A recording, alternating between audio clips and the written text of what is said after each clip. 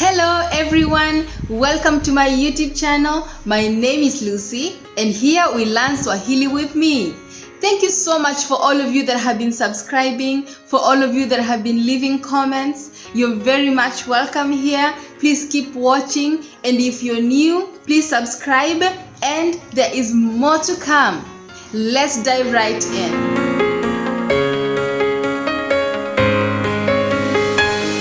Today's lesson is going to be about negating the verbs in Swahili. In some of the previous lessons, we learned about the Swahili verbs, and we learned that there are 3 kinds of verbs. If you need to refresh yourself with this lesson, I'm gonna leave a link up here. We have verbs with the Bantu origin, verbs with an Arabic origin, and we have monosyllabic verbs. We also learned how to make a simple sentence using these verbs. Here is also a link if you want to refresh yourself with that.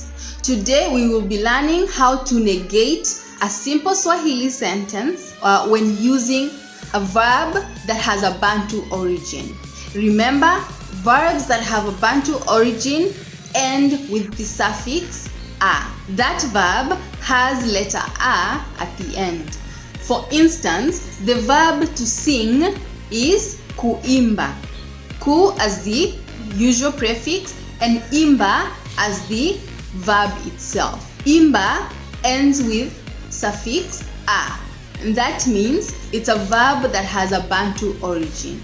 Let's use the same verb in a sentence. Ninapenda kuimba. I love to sing. Mimi, I, ninapenda, I love, kuimba, to sing.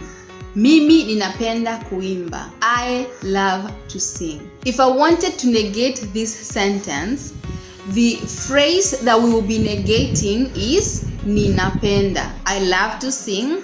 I don't love to sing. Ninapenda will become sipendi. Let's see what has happened to this phrase. Ninapenda is ni as the subject prefix for I, na for the present tense, and the penda for the verb. To negate that, we said sipendi. So we see the verb prefix for the subject I changed to si, from ni to si. And then we removed the syllable that showed the tense. So we were left with no tense in this case. And then the verb penda became pendi. That means the suffix a was removed. We replaced that with letter I. Instead of ninapenda, we got sipendi as one word. Ninapenda, sipendi. So here we are learning that to negate a simple sentence that has a verb of Bantu origin, ni changes to si, we remove the syllable that shows the tense, and suffix a changes to e, that is letter I. Ninapenda becomes sipendi. Ninapenda kuimba, sipendi kuimba. If I wanted to use the verb to know and the subject prefix for you, we will have you know. You as the subject prefix and know as the verb. You know becomes unajua. U, subject prefix for you, na as the present tense, and jua as the verb. If I wanted to negate this, we will have unajua hujui. What has happened to this phrase? U becomes hu, our subject prefix or verb prefix if you like. U becomes hu, and then we removed the syllables that shows the tense. It was unajua, so u becomes hu. We remove na, and the prefix a becomes e. Unajua hujui. So we will have the new subject prefixes that we have learned in the negative form. We will eliminate the syllable for tense, and then the suffix of the verb will change from a to e. So ninaimba becomes siimbi. Unaimba huimbi. Anaimba haimbi. Wanaimba hawaimbi. Mnaimba hamwimbi. Tunaimba hatuimbi. When negating such a sentence using a verb that has an Arabic origin, and how do we know verbs that have an Arabic origin? We know this because they end with suffix e, and u. If you want to know about this, here is a link that you can go check out. So a verb that has an Arabic origin, as we have seen, ends with e, and u. How do we negate such a verb? When negating a verb that has an Arabic origin, we will use the subject prefixes in the negative form, just like we learned. We will drop the na, that is the syllable that shows the tense in the present tense, and then the verb itself does not change. It remains the same. So in this case, we will not change the suffixes like we did in the verbs that have a Bantu origin, where a became e. In this case, we do not tamper with the verb. So for instance, the verb kusafiri means to travel. Kusafiri ends with suffix e at the end. That shows us this is a verb that has an Arabic origin. If I wanted to negate I am traveling, which is ninasafiri, I will say I am not traveling, which is sisafiri.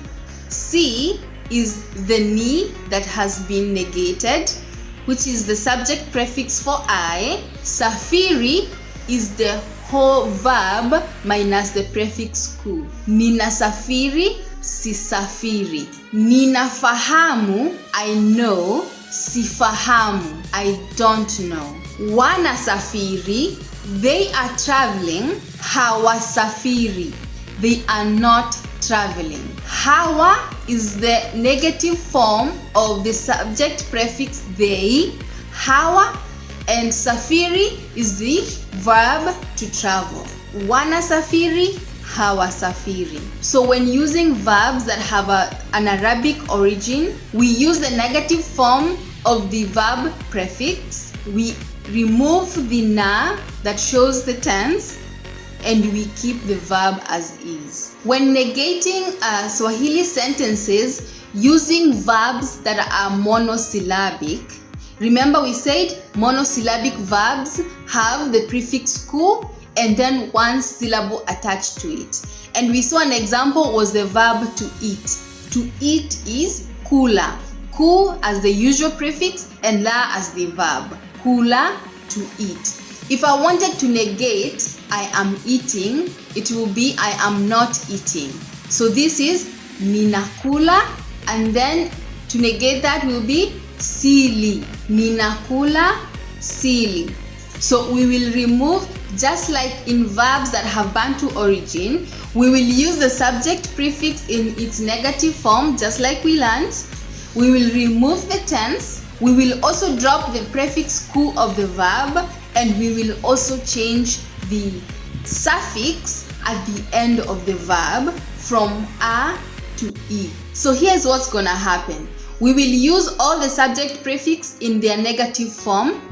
So if it's ni, it will be si. If it's a, it will be ha. If it's u, it will be hu. You know the drill. We will drop the syllable that shows the tense, and then we will also drop the prefix ku that appears in the verb. So if it was kula, we will just drop the ku and use the la that is the verb in its imperative form. We will also change the last letter, the suffix of the verb.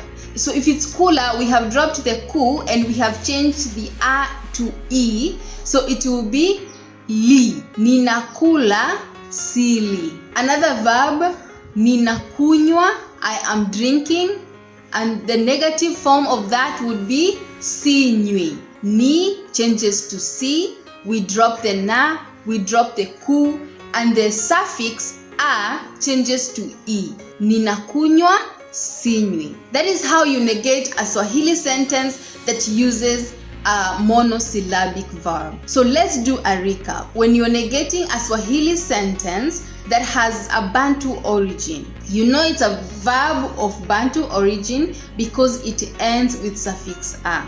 So we learned that you use the subject prefix in the negative form. Here's a list of the subject prefixes in their negative form.